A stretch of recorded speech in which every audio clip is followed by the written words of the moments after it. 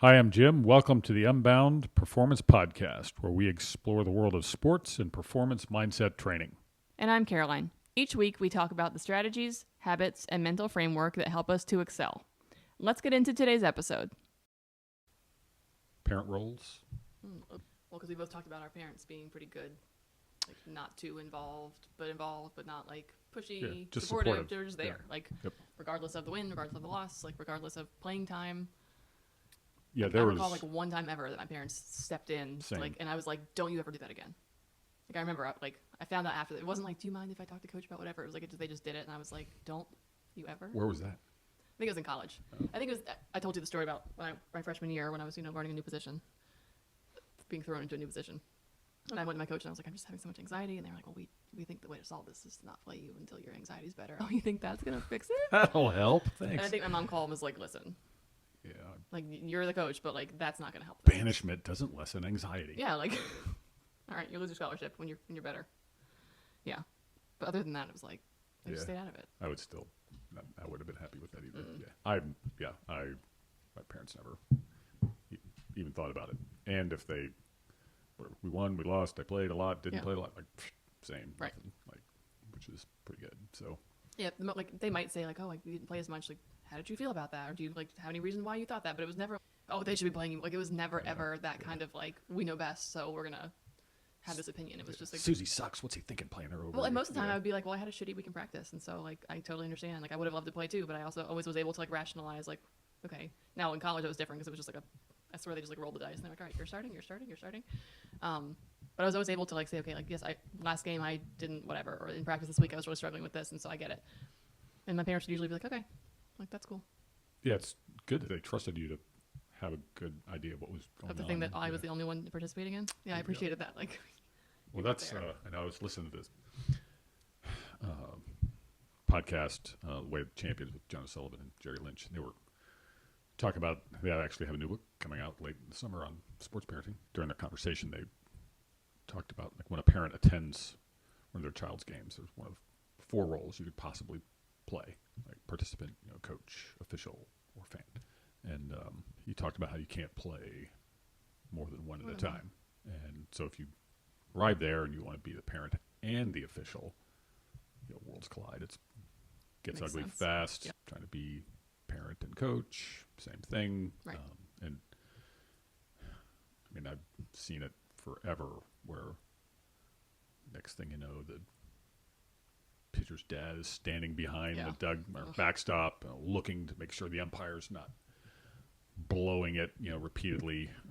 And I'm sure that helps his kid pitch much Nothing better. drove me crazier than parents who were like, the whistle should have been blown, but plays going on that didn't, and all the parents are screaming. Like, how distracting for your kids. We all know that it was a missed call, but we're still playing. Yep. And you're all screaming. Like, it's, again, you just show up for your kid. Well, I know I probably am. Like, I don't even have interest in cheering for my kids' team. I like to go. I'm strictly booing. You don't make a peep unless you're booing. That's right. Anytime he's letting us down, we got to let him have it. I like just watching him play and have fun and do his thing. Or my daughter, the same. Like, I don't ever cheer. Like you don't clap if they score a point? No. Oh. I just don't. Like, I'm not like intentionally sitting there with my arms crossed, like I'm going to show them nothing. I will not clap. Hang on though. Do your kids ever ask like? No. Oh. No. Now my wife, she cheers. I heard her in the video. She's woohoo, which but she's not cheering inappropriately. Right. She's not rooting against the other team or right. yelling at officials or anything like that. She just now she'll compliment kids on the other team. Definitely. If they make a good play. As you should. As a respectable adult. Yeah. Of course, betrays the whole psyops approach to dealing with the enemy in a competitive situation, giving your kid every advantage. But I just don't. I don't go there to be a part of it. I go to watch them. They know I'm there. I like watching them play. But I don't feel the need to try and sway the outcome or boost performance. Now, I'm not saying that cheering kids is wrong or Right, anything. 100%. Like that's No, I got you. that's just it's not my thing. But When you come to think of it, I don't know that you did a whole lot of like cheering as a coach either. I mean, you're not a super cheery person, you know. I can be cheery. No, I know. No, but like I think that's like your MO. Like you're just there to spectate the sport or coach the sport. I try to do what was needed. Now, when I first was coaching, pretty volatile. Quickly realized I'm not helping them Right. by acting like this, and Maybe so worse. I had to stop acting that way. So then it became much more of a what do they need from me? Yeah. Like typically, like if it was a high school or college event where it's just like one game, they're not going to be like running out of competitive spirit Right, generally. sure. So I didn't never feel the need to like be up Right. too often, like every now and then. But most of the time it was they're prepared, go do their thing. But like in a club tournament setting where you play 3 games a day, or then it's again the next day and then again the next day. Well, then it's hard to sustain competitive spirit. So then it would be more likely that I would try to help provide some energy, and, Right. Or another coach Sure. on the bench would be doing that. But from a parenting aspect, I just don't. I don't want them to need me. I don't want them looking at us during it, which they Right. never do, which is great. I want them, which in a sense is just the same as coaching. I want them to be standing on their own, Their and own confidence to go out there and do the job. not need the coach, and not need us You. as parents to provide emotional support during Right. a game. This year was the first time I ever coached a team with one of my kids on it, which I swore I would never do. But I managed it really well, and he didn't need many Yeah. tips regardless. For a young kid, he's pretty much a student of the game, and I just don't feel a need to interject myself into the Yeah. process at all. I clap, pat him on the back, Right. Say that was a great hit or whatever, nice. Like supportive Yeah. commentary. But I don't.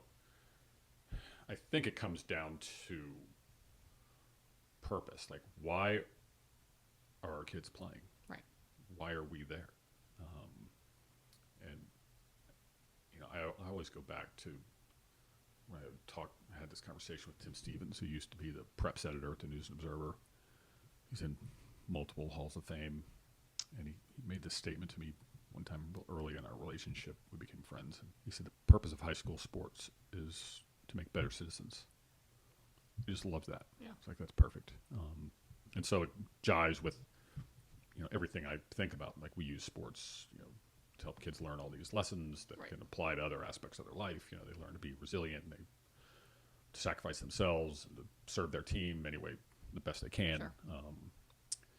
Value of work ethic and all those things that help you become a better person, and they get to have fun while Right. they're doing it. And I think that's why I think youth sports can be such a positive thing. They get to be around other adults who are helping them along the way, and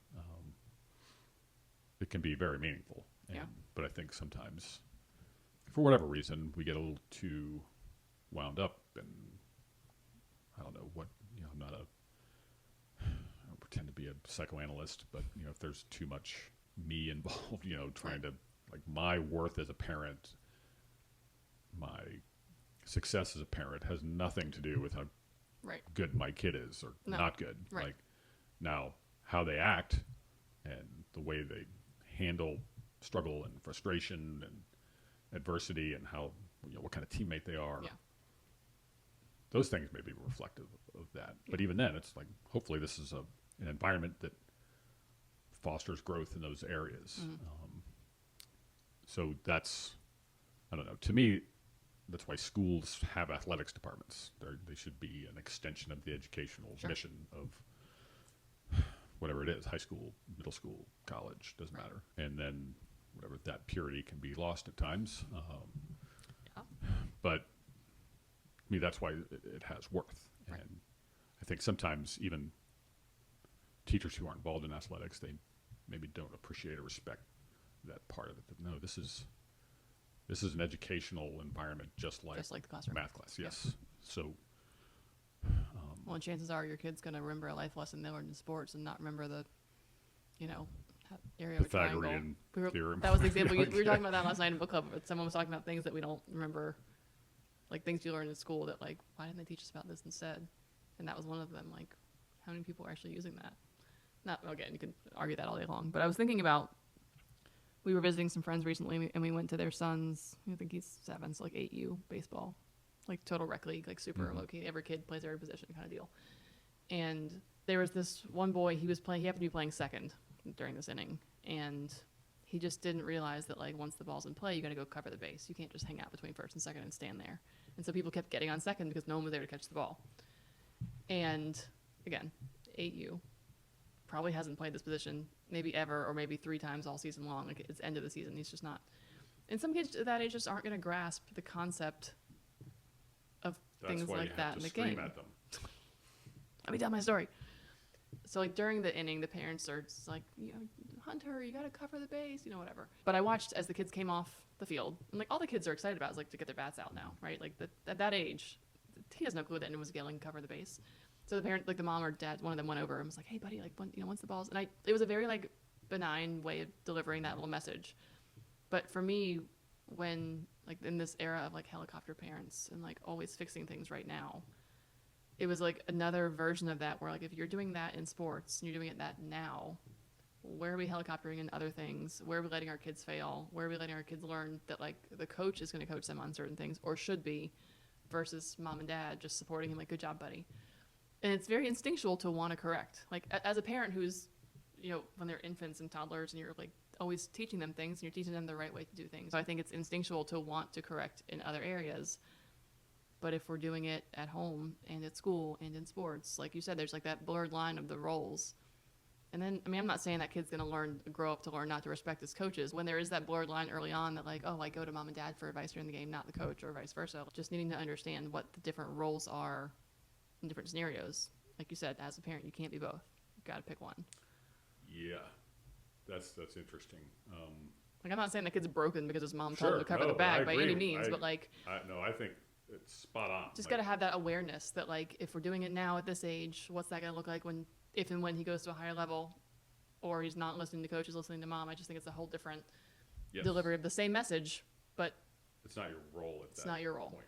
And I know, like, on my son's baseball team, like, I'll turn around and there'll be a parent, like, at the end of the dugout, like, stand in the doorway, hey, calling his kid over, right. hey, you know, trying to coach him up. Yeah. And that's a hard thing for me to, like, just, hey, get back in the stands. Buddy, you know, shut like, up. Right. And, you know, obviously, you know, as a high school coach or college coach, that would, like, never go. No. But, you know, I often, when I see that, I think of myself when I was young. My parents never even thought about doing anything. I never saw any parents do anything like that ever. I can't imagine how embarrassed I would be if I turned around and my dad or mom was there, you know, come here, I got something great to tell you. I think we're in such a change of generation of, but like, what is we do for our kids. Totally different. Like, right. And that's, I mean, we had parents who were into it. Sure.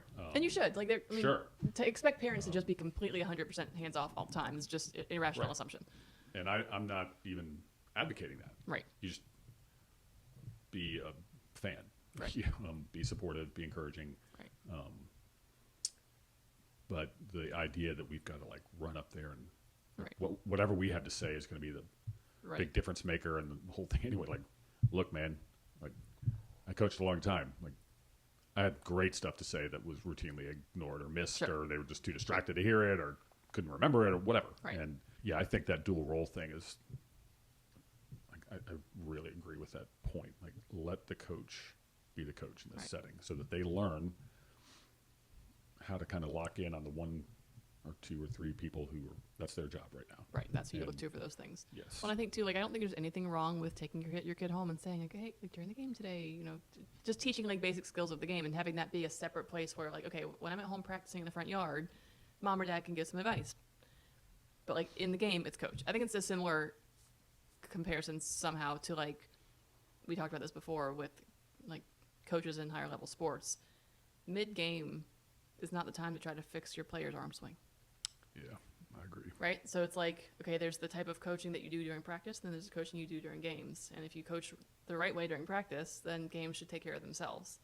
So I think it's a similar thing when parents, like, again, we're not saying don't go throw the ball with your kid in the backyard by any means, or don't give them some sort of pointers, but making it very crystal clear that, like, when it's just you and me at home, I might do some of these things, but in the game, like, coach only. Like, don't look to me for things, because I mean, it's definitely generational. Yours was 100% hands off. Mine was fairly so, but definitely some parents in my generation starting to, like, get more heavily involved or thinking they had a say in things. And now I feel like it's just like half the time it seems to me like the parents run the team. Yeah. And I don't know how we unwind that other than to make sure people understand the ramifications of those types of actions. Well, But it's not helping your kid in sports. No, and I mean, again, I think for the most part, parents and coaches are aligned with what they're trying to accomplish in the lives of these children. The end goal is probably very similar. Now, Or the intention there of are, maybe. but the ones who, the video goes viral of some parent, getting a fight with another parent in the stands or attacking a coach after a game or whatever. Right. And I mean, I just read an article maybe a month ago. How I first got it was this Facebook posting of this woman who was a softball coach and was not going to coach anymore because of all the ugliness surrounding that experience. And I mean, it was pretty heartbreaking to read. Right. And I did look at the comments, there were a lot of them wondering, like, bye, you stink, or Right. we love you, we're going to miss you. Every comment that was left was a positive one. Every one that I read, it was like a lot of them. Interesting. And I thought, wow, that makes this even Worse. worse. Yeah. So you have someone who, what she said in that post was clearly heartfelt, and Right. I think she was really trying to be a good coach on every level and every aspect of what that entails. And she coached for a few years and like, I'm not doing this anymore. Yeah. And I think that, when you talk about like the parents trying to run the team or whatever, like that's just not a healthy environment. And it goes back to the first thing we started about, which hat are you going to wear? Yeah. Like, and I still remember, this is years ago, we had a home baseball game, so I was just out there watching that, and a parent from the softball team came over, wanted to complain about the coach. And I pretty much stopped him very quickly, and I said, I'm going to ask you a few questions. I said, number one, how many people do you think applied for the job of head softball coach here? Didn't know. One, the person who has the job. Number two, how much do you think that person gets paid Yeah. to coach softball here? It was not a lot of money. Like, guaranteed, he ran his own business. I guarantee he was losing money to do this. And I said, number three, like, let's think about how we can be grateful that this person takes time away from the job to come and try to provide a good experience for these kids. Is he the national team coach? No. He's not. You're not going to get the national team coach for $1,000. But he's a good person. He cares about the kids. And he's doing the best job he can. Right. Can't we get behind that? How did they respond to that one? He was open to that perspective for sure. Like, I think he maybe didn't realize that, we weren't overrun with applications and that we weren't paying, there's tons of money Right. to do this. Sure. That's not how high school athletics, I mean, in our county, like, there's a stipend band Yeah, that you get, that's it. and then it's, every X number of years, it'll go up, based on your experience or whatever. But nobody wavers from that. That's Right. just how it is. How it is. And if anybody thinks that you're going to get into high school coaching to To make money. make big bank, Yeah, not that's- the case. and so many of these people, I mean, I know so many of them, they put so much time and effort and care into what they're doing. I mean, that should be respected and appreciated. And this is going to really sound self-serving. If you want to cut this out, do it. Like, every year, our kids, whatever sport they play, like, my wife buys a gift card, bam, gives them. It's pretty nice. Yeah. For the coaches. Yeah, for the coaches. And sometimes she's the only parent who does it. And she's always fairly agitated about it. Why? Why would you not? Yeah, like if it's a rec coach, they get paid nothing. Nothing.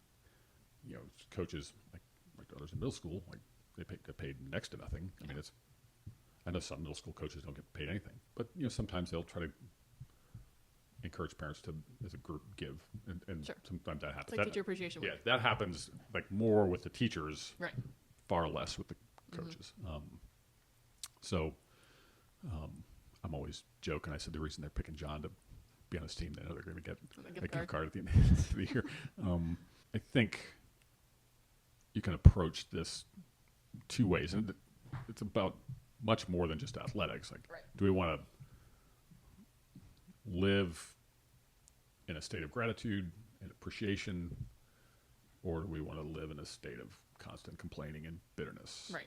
And feeling Which is like we're easy to do sometimes if you just want to only sure, look at the negative and things. it's easy. Like, if we're only satisfied with a certain result, I think like in rec league, there are rules about how much each kid has to play, and Yeah. that goes like right through to the championship game. What's more important? Like, well, we have to win the championship, so we're never going to play this kid. Like, Right. that's not like no.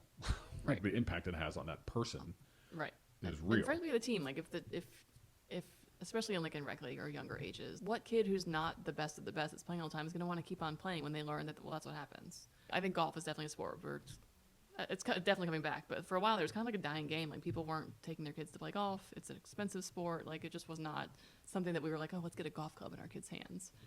It's a perfectly fun game. People will argue if it's a sport or a game, but whatever. I think it's a sport. Do you think golf's a sport or a game? Yes. Okay, thank you. Chess Oh. is a game. Chess is the game. Yeah, he's like, you're putting a ball in a hole. I'm like, right. Anything that requires your body, in my mind, yeah, whatever. Anyway, you just don't want to put a damper on the kids who aren't the best at 7 or 8 and say, well, if you aren't the best, you're never going to play. What's going to keep them from like pursuing that further and working harder and trying more? Especially in like rec league young kids. Like, my goal for my kids is like, see if they like it, see if they have fun, see if they make a friend, see if they learn a new skill, like run around a little bit. Like, I'm not putting them, if not doing gymnastics for one summer means she spends more time in the pool and gets confidence with her swimming, I don't mean swimming laps, just confidence in water safety, then like I'm fine with that. I don't think that pulling her from gymnastics at 6 means that she can't go be a gymnast when she's 16. I think that mindset of like, well, we gotta, our kid's a baseball player. Okay, your kid's 6. Is your kid's just a baseball player? Like, and again, that goes to the whole notion of like who they are, and right. Like, you have decided. It's like that's why I, with a grain of salt, say like, I hope my kids don't play soccer. Like, that's not my thing. But I'm sure if my kids turn to be soccer stars and that's what they love, then like I'm gonna go freaking watch them play Sure. soccer and it's gonna be great. But I just feel like we narrow kids so early with that mindset of like, oh well, you have to be elite. well, But there's we're like, no 12-year-old who's elite. no, Like, it's just not. you're good like, for a 12-year-old, but you are not an elite athlete. right. Right. It's just not a. Like, in my mind, elite is reserved for like college and above. Yeah, when you're a. tip of And in the some spear, cases, maybe not even 1%, college. 1%. Sure. Right.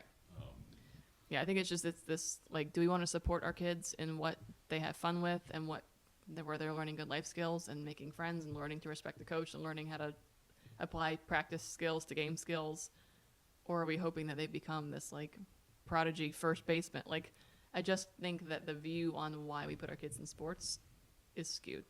it can be lost. And not every parent. This Yeah. is not. No, for sure. I think people are going to hear this and be like, oh, I don't. And sure, I don't think that way. And I'm not saying every person thinks that way, but I do think as a society, which is our expectations and views on sports in general are just.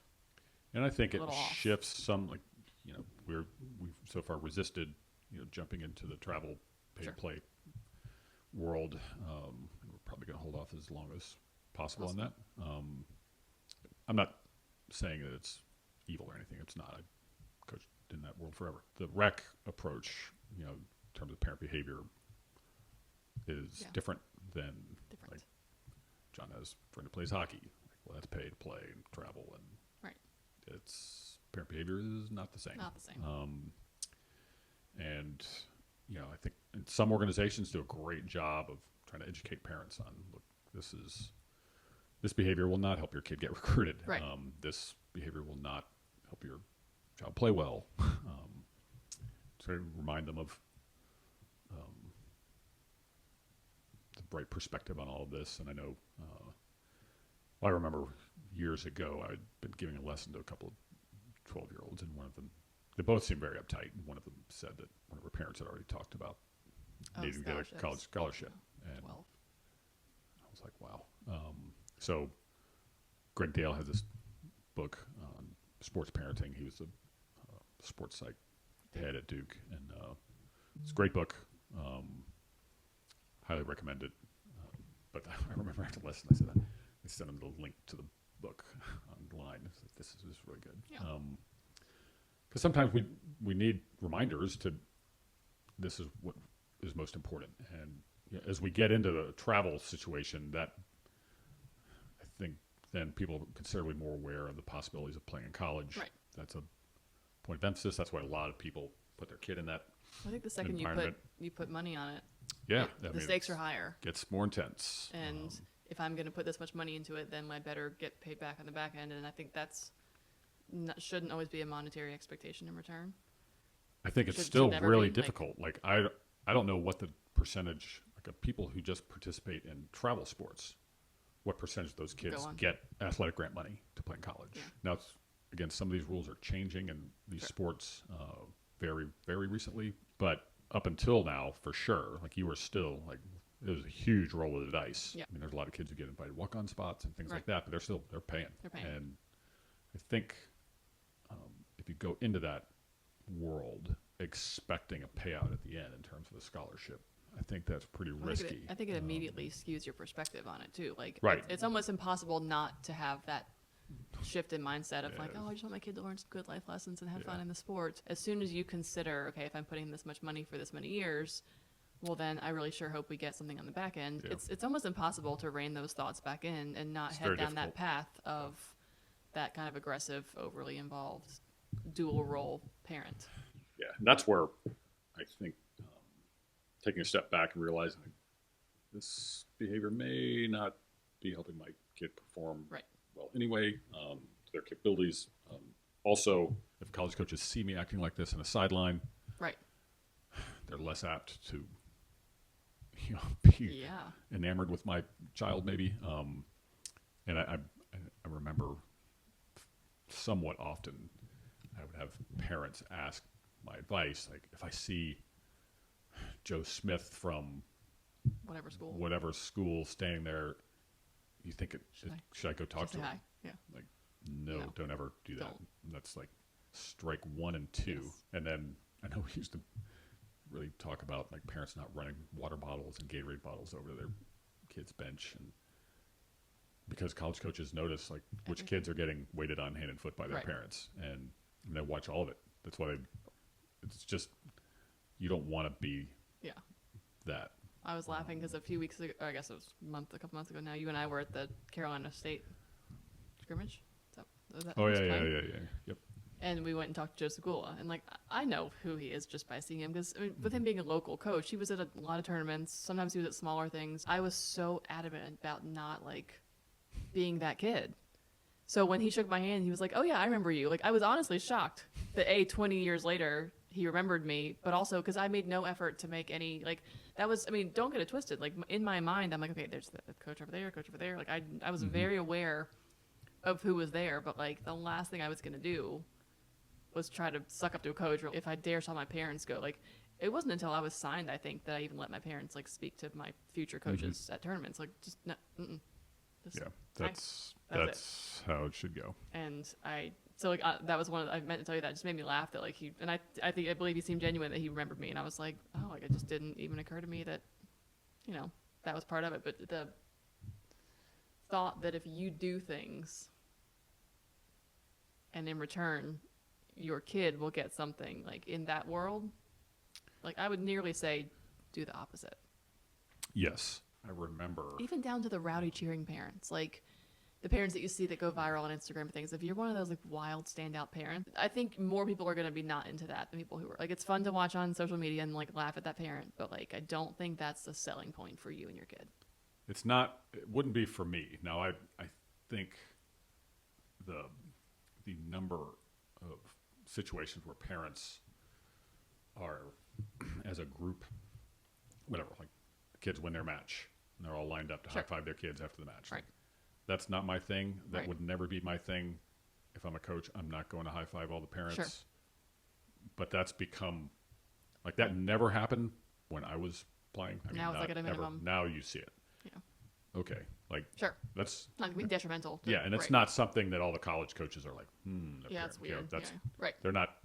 That's not a thing. But it becomes a thing where, like, if you go up to the coach after the game and Yeah. want to talk to them, or Right. you're waiting on your child hand and foot, or if you're yelling at officials, talking smack to the other team, Yeah. stuff like that gets picked up. I remember, this is forever ago, obviously, and Joe Segula, he was the first college coach to ever ask me this. We were talking on the phone, and he was asking about a player, and he asked me what her parents were like, and I was so It shocked. matters. Like, well, I mean, why would you care? Like, and he, Don't want to deal I with was that. so shocked when he said that he had concerns with Yeah. parents, and some parents were not a positive Yeah. impact on the program. I couldn't believe it. I mean, I just thought, like, but well, that works through high school or club, but surely they're not trying that kind of thing in college. And of course, now that's one of the things every college coach Yeah, asks because about. coaches see it's not just how are his or her parents during games, but it's how are they treating their athlete? What kind of things are you hearing from the kid versus the parent? When you're a college coach, like parents, you don't just send your kid off to college and say bye bye. Like that's no longer. You don't just literally pack the bags and say talk to you later, good luck. It's not just coaches dealing with the parents and their reactions during games, or just dealing with, okay, is the parent going to call me if their kid isn't playing enough? You have to coach an athlete who's dealing with whatever their parenting challenges or skills are. And if what the parent's impact is makes it hard to coach that kid in the way you want to coach that kid, then that's a problem. That's a struggle for the coach, and so it might be a turnoff. If the parents and the coach's philosophies are way too different, and you know the parents have a heavy voice in the ear of the kid, that makes it difficult. Yes, and I think that, from a parenting standpoint, as children get older and older, you want to be less and less a factor. You want to, one, trust the job you've done as a parent. Right. Two, the point of parenting and coaching really is to encourage them to be able to stand on their own and be independent Right. and handle whatever comes. Whatever. And so, if a parent is always jumping in, I still remember. I think it was Angela Duckworth's book, Grit, where she talked about the younger person had gotten a job, and just in the course of the weekend, he was talking about like how hard it was.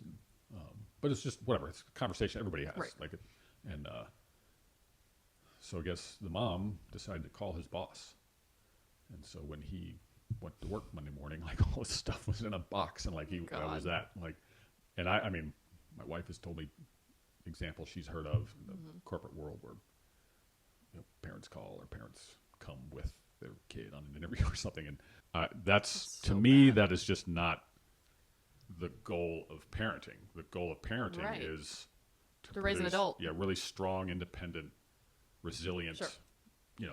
Compassionate, empathetic, hardworking members of society that will be able They're to independently contribute. functioning. Yes, and not needy victims and Right. always need somebody to step in. Right. Like that's not how I view parenting. Well, I really feel that sports athletics is something that helps build that well-rounded person. And The so goal. when from a parenting perspective, your goal is to, and that's maybe this is our full circle, but it comes back to purpose. Like if your purpose as a parent is to create, mold that well-rounded person with all of those traits, and your intention is to use sports to help build that for them, then you have to have the same type of perspective as a parent at home that you have as a parent to your kid on the field or the court or whatever it is. And those skills that they build in sports, like I 100% feel that a lot of the skills I have that maybe other friends of mine don't possess were things that I acquired from playing sports and from the fact that my parents handled Right. the way that they treated me at home as parents and the way that their view was on sports as their role as a parent in sports, not as my coach or as the referee. Like they just were a supporter as my parents. Like I'm very confident that was what helped me build the skills that I now am no longer playing sports but still carry with me. Well, knowing your parents, Conveniently. they were gold. Like they were always first-class people and Yeah. very encouraging and supportive of not just you but everyone. It was just I have good memories and thoughts about how they conducted themselves, and I think that's the role of parenting and coaching should be the same, is to not be needed. Yeah. And Don't get me wrong, there's still things I want and need my parents for. Sure. But I could do it without them. Am I going to go to them for advice or input on something in various scenarios? Yes, because I love my parents. They're like, and now that I'm an adult, they're like friends of mine. But I could do it on my own. well, yeah, and I'm by no means suggesting Bye-bye. yeah, Right. and from it, whether it's coaching or parenting, I mean, I'm lucky. Like, Yeah. I still have this kind of relationship with you, 20, however many years down the road, and I'm lucky enough to have that with, you know, a lot of former players, and it's very powerful and meaningful. Parenting's the same. Like, you don't like cut ties or whatever. That's not Right. what we're No. suggesting. But I think seeing them become strong, capable, contributing people Yeah. is That's the goal. has to be, and very rewarding and meaningful. So I think sometimes, you know, we can maybe just get a little too anxious in the moment, and I think most parents just need to maybe take a breath, pause, step back. Okay, no, and create space for their child to learn and grow, and maybe create space for other people in their lives to help that along. I mean, that's the whole. Creating space for other people to help Yeah, and that's in I other mean, scenarios outside of just you and your spouse at home or whatever your setup looks like. You better employ other people with different views and different perspectives and different, you know, roles in your kid's life well, and that happens. to help I shape mean, them. throughout adulthood. I mean, Yeah. the people you surround yourself with, that's crucial and extremely impactful. So you maybe want to surround yourself with good people who Well- have your best interest, and you have their best interest, and you're all trying to accomplish 100%. goals together and develop and grow and learn, instead of, you know, surrounding yourself with, you know, negative influences. I have to imagine if my parents were like the worst, we wouldn't have the same relationship that we had when I was there, let alone maintain it. Probably not the, like that's their behavior shaped it, but like it's impactful enough how the parents interact or react or interject in You that probably setting. would have seen me differently. Right. And you would have seen me Yeah. like me differently, because whether it's the assumption that I'm going to be like them or that you're just going to have to deal with that bullshit, like Maybe you didn't trust me. right. It's hard to connect with people who don't trust you. Right. And so I think it's a much deeper, it's not just the impact on your kid, but like how they build relationships, how people view them, how people want to connect on a deeper level with them. Like I'm fairly confident my parents were pains in your ass. Like we wouldn't be sitting here today. It's possible. And that's, I mean, when I look back at the people who I have remained close with over the years, that's Like the parents. it's a significant factor. Yeah. And it's not because their parents are cool, Right. you know, but it's that they allowed for us to have relationships where we did trust each other. Right. And I think Like they that's, trusted that in the volleyball world you had my best scenario Yeah. or my best and the team's like- best interest, like, interest, thank you. Like the team, the end goal, the outcome, like, and even in the high pressure situations of like, we need to win, like they still trusted right. that you got it handled. Like, we're just gonna show up and support both of you, the team, the coach, the player, our child. I know. I still remember I had a coach at Broughton High School for 5 years, and there was a kid on the team. She's a good player.